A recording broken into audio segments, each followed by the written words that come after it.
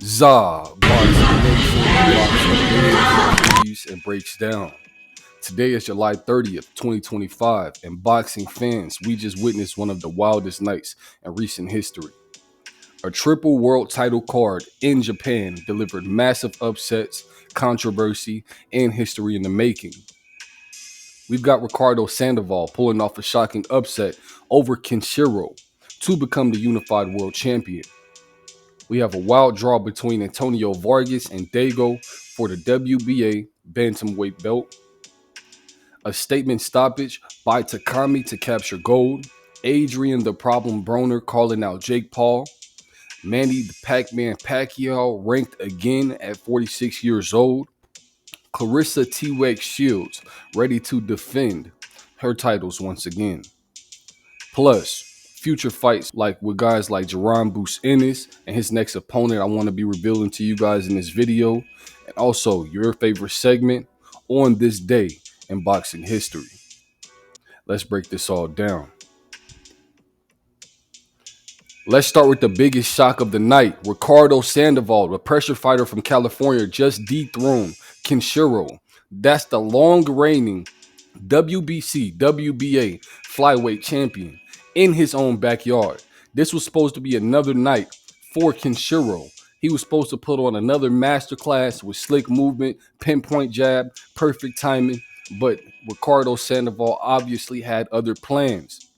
From round 3 and on, Sandoval started ramping up the pressure and he cut off the ring beautifully. He went to the body and made Kenshiro fight at an uncomfortable pace the entire night. Keep in mind that Ricardo Sandoval did get knocked down in this fight and he still won this fight in Kenshiro's backyard. That lets you know how fair the judging is over in Japan. By the championship rounds, Kenshiro looked fatigued and his rhythm looked disrupted. The final scores of the fight was 114-113 in favor of Sandoval, 114-113 in favor of Kenshiro, 115-112 in favor of Sandoval. Split decision, but most fans agree Sandoval earned the win. He put together the better combinations the entire fight. I believe that he was putting on the pressure and he just did a tremendous job. Ricardo Sandoval now moves up to 26-2 losses with 18 KOs and immediately becomes one of the most exciting champions at 112 pounds. What's next? Unification with the IBF champ, Sonny Edwards, or a rematch in Vegas? The flyweight division is wide open now, and we can all make big fights. Now, this is a war. Antonio Vargas, the flashy and calculated American southpaw, he went toe-to-toe with Dago, Japan's relentless body puncher. Dago started fast, digging into Vargas' midsection and pushing the pace, but Vargas adjusted beautifully, using lateral movement and sharp counters to neutralize Dago's pressure. Dago started fast, digging into Vargas' midsection, trying to push the pace, but Vargas adjusted beautifully, using lateral movement and sharp counters to neutralize Dago's pressure in the middle rounds. Then came round 10. Dago landed a monster left hand that nearly shifted the entire fight, but the final results were a majority draw. Judges scored it 114-114. 114-114, and then the last judge seen it 115-113 in favor of Vargas. Japanese fans were completely upset and they believed that Dago did enough to win, but make no mistake, this was a fight of the month candidate. I believe that this deserves a rematch. Let me know what you guys think in the comments below.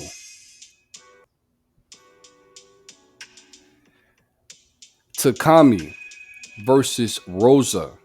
The least talked about fight going on became one of the most impressive performances of the night. Takami, this punching underrated Japanese prospect. Online, I seen Jake Paul win in a viral video saying, "Jake Paul, you a clown," and now capturing the WBA light flyweight title. Takami fought this fight with poise, accuracy, and quiet intensity. Rosa tried to swarm early, but Takami's body shots started breaking him down, and by round 6 and in the 10th, Takami cornered Rosa and unleashed almost what looked to be a 12-punch combination that forced the ref to wave off the fight. And Rosa suffers his first loss, now 9-1, while Takami jumps up in the world scene, 20-1 with 15 knockouts. Japan now has a new light flyweight king. Great job, Takami. Adrian the Problem Broner versus Jake Paul. I seen the video of Adrian Broner saying something along the lines of, Jake Paul, you're a clown and I'll knock you cold out. And I believe that that's enough hype to build a fight between these two guys. Broner hasn't fought at the top level in years, but his name still has a lot of pull. And Jake Paul, love him or hate him, this guy still sells within the sport. Now, it's not just nostalgia. Manny Pac-Man Pacquiao is back after his impressive comeback draw with Mario Barrios, the WBC champ. Manny Pac-Man Pacquiao has officially re-entered the Ring Magazine welterweight rankings at number 9. Fights being discussed include Gervonta Tank Davis at 147 pounds, Conor Benn at 147 pounds. Rolly Romero, who's been hunting big names, is also looking for a big fight. Or he could also get the rematch with Mario Barrios. Manny Pac-Man continues to grow and prove that age is just a number. But if he fights Gervonta Davis, I believe that that's must-see TV. Now, July 26th in Detroit, Clarissa Shields defended her undisputed heavyweight championship against New Zealand's Lonnie Daniels. Clarissa Shields has been cleaning out the middleweight, unified light heavyweight, and now reigns over the heavyweight division in women's boxing. She did a great job dominating Lonnie Daniels. I believe that this girl was almost running from her. If you guys look at round 1, and that's when we've seen Shakur Stevenson post online, what in the Tom and Jerry, because that was just some of the most insane, one of the most insane rounds that I think I've ever seen in my life. But great job, Clarissa Shields. You took care of business and you did exactly what you needed to do to secure the victory. Great job, Clarissa Shields. Now, it's finally happening. After months of negotiation, Conor Benn has agreed to run it back with Chris Eubank Jr. this November. The first fight was surrounded by controversy, missed weight, and post-fight chaos. Now it's a legacy-defining moment for both men. Conor Benn wants redemption, and Chris Eubank Jr. wants to silence all the doubters. I believe that fans just want a good fight.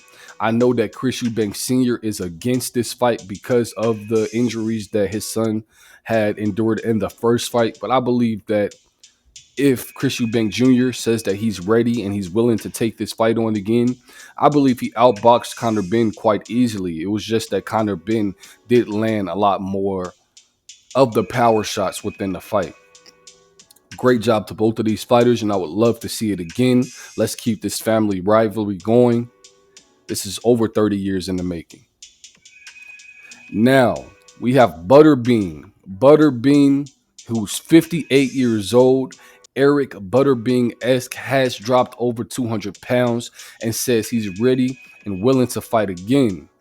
He said his dream opponents include Tyson the Gypsy King Fury, John Fury, Jake Paul, or Brock Lesnar. Is it realistic? Not really. Is it entertaining though? Absolutely. He's dropped the weight and he's got the personality. Don't count him out on one last big payday. Now, here's what we got for you guys. Jaron Boots Ennis' next opponent. Jaron Boots Ennis will be fighting the slick Jesus Ramos October 11th in Philadelphia. This will be a tremendous fight. I believe that Jesus Ramos at 154 pounds he should be undefeated. He's definitely gonna bring the best out of Jaron Boots Ennis in this fight.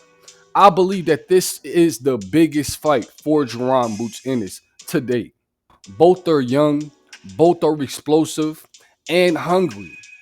Could the future of the 154 division land on these two guys?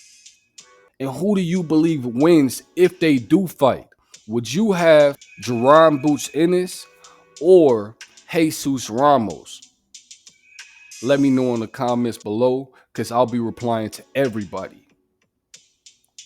Next up, we have Conor Benn versus Chris Eubank Jr. 2. I told you guys November of 2025. That's when we should more than likely be seeing that fight. Potentially, we may have Manny Pacquiao versus Gervonta Davis or Rolly Romero. And that date is still to be determined.